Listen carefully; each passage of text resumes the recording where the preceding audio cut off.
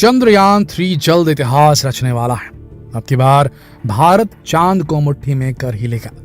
Chandrayaan 3 mission की सफलता से नया इतिहास रचेगा भारत। जी हाँ दोस्तों, इसी महीने की 14 तारीख को चंद्रयान 3 की चांद की यात्रा शुरू हो जाएगी और इस बार का चंद्रयान मिशन पूरी दुनिया को दिखा देगा कि भारत स्पेस टेक्नोलॉजी में भी सबसे आगे है। तो चलिए आज की वीडियो में आपको चंद्रयान मिशन की पूरी जानकारी देते हैं ताकि आप भी भारत के इस प्राउड मोमेंट का हिस्सा बन सकें। तो बस बने रहिए वीडियो के अंत तक। दोस्तों, आपको 2019 का वो शनिवार तो याद होगा जब पीएम नरेंद्र मोदी सुबह सुबह बेंगलुरु के इसरो के हेड ऑफिस पहुंच गए थे। उसी समय चंद्रयान 2 चंद्रमा की सतह पर उतरने वाला था। तभी लैंडर विक्रम से इसरो का संपर्क टूट गया था। भारत का मून मिशन चंद्रमा की सतह से 2.1 किलोमीटर दूर रह गया था और आखिरी पल में चंद्रयान 2 का 47 दिनों का सफर एक असफलता के साथ समाप्त हो गया था। उस वक्त चंद्रयान 2 के लिए सालों से मेहनत कर रहे सभी वैज्ञानिकों की आंखें नम थी। इसरो के चीफ के सिवन अपने आंसू नहीं रोक सके थे और उनकी आंखें छलक पड़ गई। पीएम मोदी ने फौरन उनको गले से लगाकर दिलासा दिया था। ये बेहद ही भावुक पल था।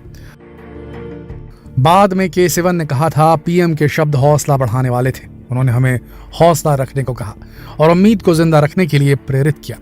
इसरो एक बार फिर चांद को छूने के ख्वाब सजाने लग गया है और अब उन सपनों के साकार होने का वक्त आ गया, क्योंकि 14 जुलाई 2023 को इसरो 2:35 में आंध्र प्रदेश के श्रीहरिकोटा स्थित सतीश धवन स्पेस सेंटर से स्पेसशिप चंद्रयान 3 लॉन्च करेगा। चंद्रयान 3 23 या 24 अगस्त को चंद्रमा की सतह पर सॉफ्ट लैंडिंग की कोशिश करेगा। चंद्रयान चांद पर जाने के लिए पूरी तरह से तैयार है। इसे कुछ दिन पहले ही लॉन्चिंग व्हीकल LVM-3 में फिट किया जा चुका है। चंद्रयान 3 का कुल बजट 651 करोड़ रुपए के आसपास है। अगर चंद्रयान 3 का लैंडर चांद पर उतरने में सफल होता है तो भारत ऐसा करने वाला चौथा देश बन जाएगा। इससे पहले अमेरिका, रूस और चीन चंद्रमा पर अपने स्पेसक्राफ्ट उतार चुके हैं। प्रत्येक भारतीय के साथ पूरी दुनिया की निगाहें इस मिशन पर टिकी हैं, क्योंकि इससे पहले भारत का चंद्रयान 2 अपनी सफलता से केवल कुछ समय पहले ही असफल हो गया था। इसीलिए इस बार इसरो के पास गलती की गुंजाइश नहीं है। इसरो ने चंद्रयान 2 के समय की गई गलतियों से सबक लेते हुए चंद्रयान 3 में सुधार की पूरी कोशिश की है। चंद्रयान 3 चंद्रमा पर पता करेगा कि वहां का तापमान कैसा है, सतह पर भूकंप कैसे आते हैं, कितने आते हैं, वहां प्लाज्मा एनवायरनमेंट कैसा है और वहां की मिट्टी में कौन से तत्व हैं। इसरो ने स्पेसशिप को चंद्रमा तक पहुंचाने के लिए 3 हिस्से यानी मॉड्यूल तैयार किए हैं। चंद्रयान 3 मिशन में मॉड्यूल के 3 हिस्से हैं: लैंडर मॉड्यूल, प्रपल्शन मॉड्यूल और इंटीग्रेटेड मॉड्यूल। प्रपल्शन मॉड्यूल ये स्पेसशिप को उड़ाने वाला हिस्सा होता है। ये एक बॉक्स के जैसा स्ट्रक्चर है जिसकी एक तरफ ऊर्जा के लिए सोलर पैनल्स लगे हुए हैं। ये ऑर्बिटर की तरह ही चांद के चक्कर लगाएगा और लैंडर और इसरो के बीच कम्युनिकेशन के लिए रिले का काम करेगा। इसके ऊपर एक बड़ा सिलेंड्रिकल स्ट्रक्चर है जिसे इंटर मॉड्यूल अडेप्टर कोन कहा जाता है। यह लैंडर को माउंट करेगी। इसके बाद आते हैं लैंडर मॉड्यूल पर। यह स्पेसशिप को चांद पर लैंड करवाने वाला हिस्सा है। इसमें 4 पैर भी होते हैं और इसमें लैंडिंग थ्रस्टर होगा जो कि इसे ठीक से लैंड करने में मदद करेगा। लैंडर का वजन 7552 किलोग्राम है। रोवर ये भी एक इंपॉर्टेंट मॉड्यूल है। ये चंद्रमा पर घूमकर जानकारी कलेक्ट करने वाला हिस्सा है। इसका वजन 26 किलोग्राम रखा गया है। इसके साइड में सोलर पैनल लगे होंगे जो कि इसे काम करने के लिए एनर्जी प्रदान करेंगे। चंद्रयान 2 में इन तीनों के अलावा एक हिस्सा और था जिसे ऑर्बिटर कहा जाता है। उसे इस बार नहीं भेजा जा रहा है। चंद्रयान 2 का ऑर्बिटर पहले से ही चंद्रमा के चक्कर काट रहा है। अब इसरो इसका इस्तेमाल चंद्रयान 3 में करेगा। दोस्तों, चंद्रयान 3 की सफल लैंडिंग के लिए इस बार लैंडर में कई सारे सेंसर्स का इस्तेमाल किया गया है जो कि उसे सतह पर किसी भी रुकावट से टकराए बिना लैंड करने में मदद करेगा।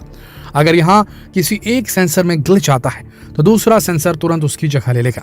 इसकी ऊंचाई को कंट्रोल करने के लिए रिएक्शन व्हीकल्स का इस्तेमाल किया गया है। इसमें कम्युनिकेशन के लिए एक्स बैंड एंटीना का इस्तेमाल किया गया है।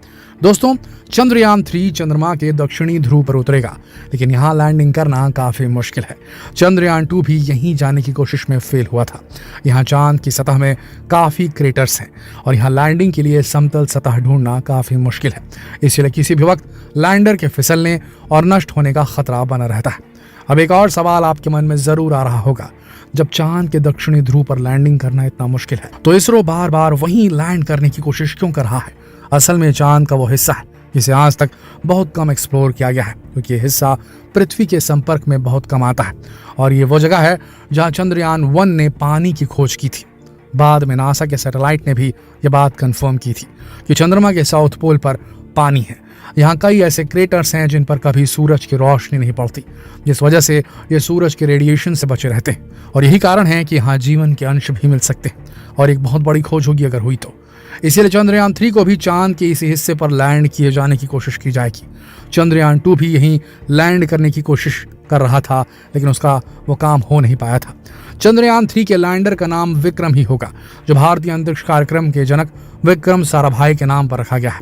इसके रोवर का नाम प्रज्ञान होगा। ये रोवर बिल्कुल चंद्रयान 2 की तरह ही चांद की सतह पर उतार दिया जाएगा। ये 6 पहियों वाला एक आयताकार रोवर होगा। इसमें कई सारे नेविगेशन कैमरास होंगे, जिसमें एनर्जी के लिए सोलर पैनल और कम्युनिकेशन के लिए एंटीनास भी मौजूद होंगे। रोवर पहले लैंडर को डेटा ट्रांसमिट करेगा, इसके बाद लैंडर प्रोपल्शन मॉड्यूल को डेटा भेजेगा और इसके बाद ये डेटा इसरो तक पहुंच जाएगा। लैंडर में एक और इंस्ट्रूमेंट मौजूद है जिसका नाम है चंद्र सरफेस थर्मोफिजिकल एक्सपेरिमेंट। ये चांद की सतह की थर्मल प्रॉपर्टीज की जांच करेगा। इसके अलावा इसमें the instrument for lunar साइस्मिक activity भी लगा है। ये इंस्ट्रूमेंट चांद पर होने वाली भूकंपीय घटनाओं के बारे में जांच करेगा। इसके साथ ही इसमें radio anatomy of moon bound hyper sensitive ionosphere in atmosphere Rambha नाम का एक ऐसा इंस्ट्रूमेंट है जो चांद के वातावरण में गैसों और प्लाज्मा की जांच करेगा। लैंडर में पैसिव लेजर रेट्रो रिफ्लेक्टर अरे भी मौजूद है। ये इंस्ट्रूमेंट इसरो को नासा की तरफ से मिला है। ये चांद और सूरज के बीच की सही दूरी नापने के लिए लगाया गया है। इसके अलावा लैंडिंग साइट की सतह को जांचने के लिए भी इसमें अल्फा पार्टिकल एक्सरे स्पेक्ट्रोमीटर और लेजर इंड्यूस्ड ब्रेकडाउन स्पेक्ट्रोस्कोप लगाए गए हैं। इस बार इस मिशन में एक और ऐसे इंस्ट्रूमेंट का इस्तेमाल किया गया है जो कि चांद की सतह पर रहकर पृथ्वी की जांच करेगा। इसका नाम है the spectropolarimeter of habitable planet earth. Shape नाम दिया गया इसे शॉर्ट फॉर्म में। लैंडर चांद पर एक लूनर दिन तक रहेगा। एक लूनर दिन धरती के 14 दिनों के बराबर होता है। चंद्रयान 3 के लैंडर की चांद की सतह पर लैंडिंग के लिए जरूरी है कि वहां सूरज निकला हो। लैंडर के लिए सनलाइट जरूरी है। चांद पर 14 से 15 दिन सूरज निकलता है और बाकी 14-15 दिन सूरज नहीं निकलता।